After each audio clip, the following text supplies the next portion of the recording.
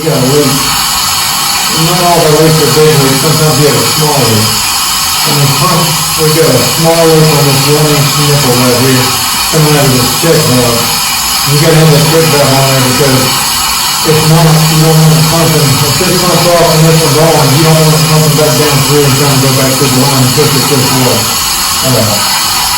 So what we're gonna do is, we're gonna cut these nuts off, because we have to take one of these two flanges loose. And I'm gonna cut this one off of this one.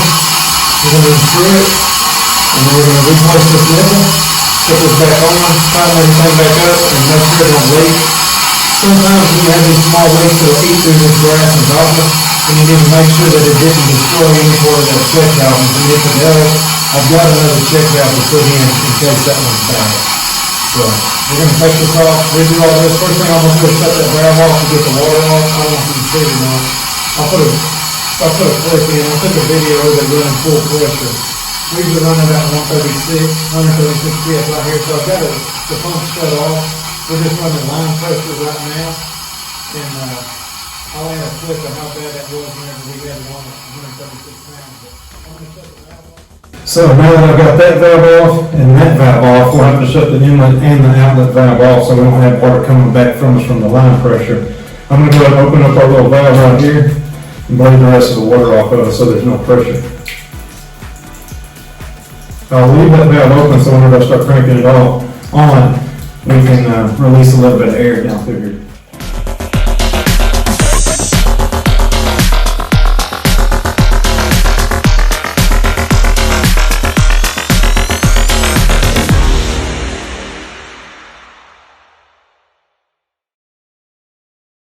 Now that we've got our valve shut off, got this open, bleeding air out. What we're going to do now is just pull this up slightly. This is welded on right here. Whenever they screwed this flange onto this screw nail, they welded it. So we're not going to be able to get that off. What we're going to do is we're going to pull up on it slightly, just enough to where we can screw it off without interfering with the threads up here. We don't want to make these leak.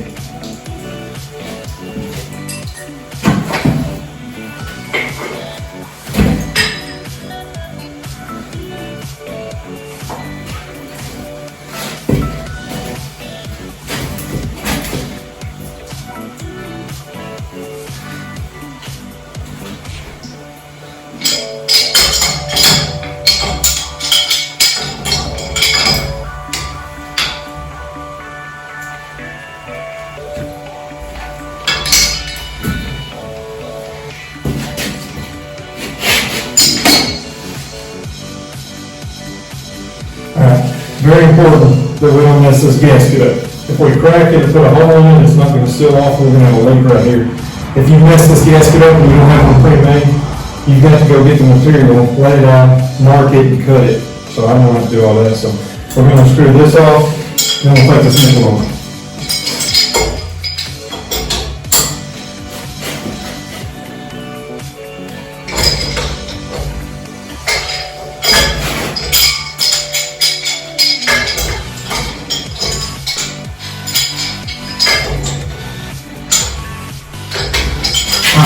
The nipple's going to come off with it, and that's okay. I'll go take it and put it in the vise. We'll take this nipple out, replace it with this nipple that I've got right here. And we'll be back in business. Alright, so I went to the truck, got my new nipple, took my old nipple out of there. I'm going to set this down for right now. Even though these nipples are new, it's good practice. Go ahead and clean your threads from wrong around the pickup or being in the toolbox or get all the dirt and gunk out of them. Sometimes these copper ones, sometimes they, it's copper and brass, sometimes they get a little water on them and turn green, so it's good to go ahead and clean it off. These situations where we're going any type of metal to metal, we like to use this Blue Monster. It's good Teflon. It's already got some of the gunk already on it. We're going to add the gunk to it anyway, but it's already got some to make it thicker. Little fun fact. There's different thicknesses of Teflon. You might see the Teflon in your hardware store for 39 cents for a roll. If you'll spread that stuff out and look at it, you can probably see through it. That's how thin it is. Went ahead and got the white Teflon to show you. This white Teflon, we go with the thicker, but we like to use it on PVC. it's not near as thick, and it's less likely to crack out your threads on your PVC. If you get a thick Teflon in there and you tighten it down, you'll flare the ends of that PVC out, and it's liable to crack whenever the pressure hits it. So the thick is good as long as you're going with some hard metals and something that can handle it, but for PVC, I always go with the white stuff. And everybody's got their own ways. I guarantee there's 50,000 different ways to put Teflon on. Home timers will tell you you're doing it wrong. I mean, I always start at the top and go over, give it a good rack, depending on what you're doing. Metal to metal, you can go 6, 8 times, you go 10, it don't matter, it's your deal. But, go around the other side, I would start at the top and go over. I like my Teflon to roll freely, like this, where I can control it and press against it. Some of the guys will do it the other way, and then when they try to go over it, catches, and they gotta roll it. I like it to over, kind of like pull paper, over and under. I mean, everybody likes it different, it don't matter to me. You're the one using it, I don't care what you do with it. As long as you put it on there. And I always like to take this goop. This goop helps it go down and the threads tighten up, kind of makes it easier to tighten while sealing it off at the same time. We use this Blue Monster pipe sealant. They're not sponsoring us or anything, but I just like it.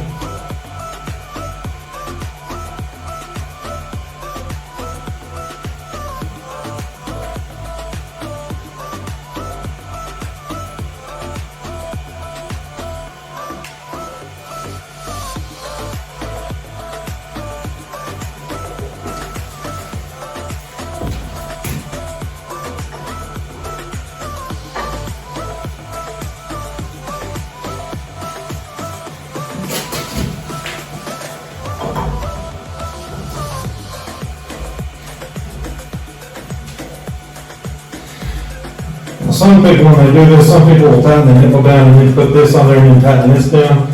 I just put this on here and tighten them both at the same time.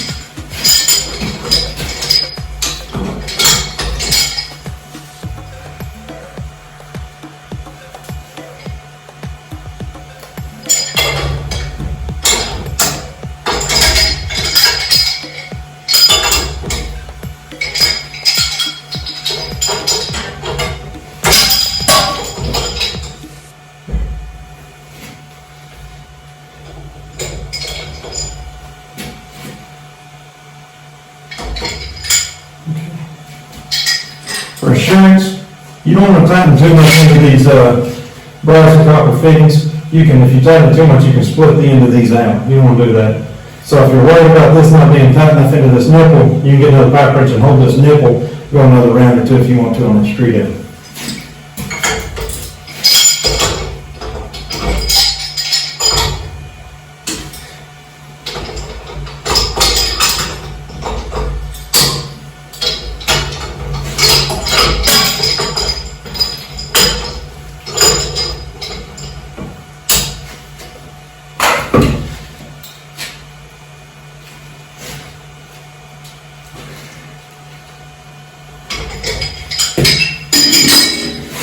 Now we're going to go back down.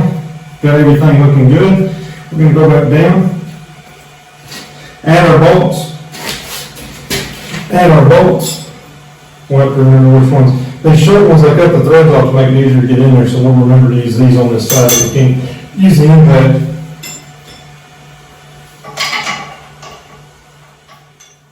We need to remember that when we're turning these valves back on, there's pressure in that line. We've got an air vent right here that we can relieve some air, but what we got to remember is we don't want to open this up as fast as we can. Open it up slow and let it slowly build back up. When you open it up, you'll hear whoosh, you can hear the water going through the valve. Now that it's quiet and we don't hear anything, we know the line's full, we can go ahead and open it all the way up. Once we get this one on, we can open the other valve up to let the water start coming from the main line. You got this tight, bolts are tight, nuts are tight, everything's good, gasket looks good when we go back on there, everything's looking good. What we're going to do is we're going to slowly crank on the line pressure side and let it pressure up with line pressure before we ever turn these pumps back on. We're going to let everything build up with line pressure, and then we'll turn the pumps on and see what happens. Alright guys, we got our valve back on. Everything looks good. There's no water coming out. I'm gonna say that there was no damage whatsoever into that check valve, just that nipple. So by replacing that nipple, we should be good to go.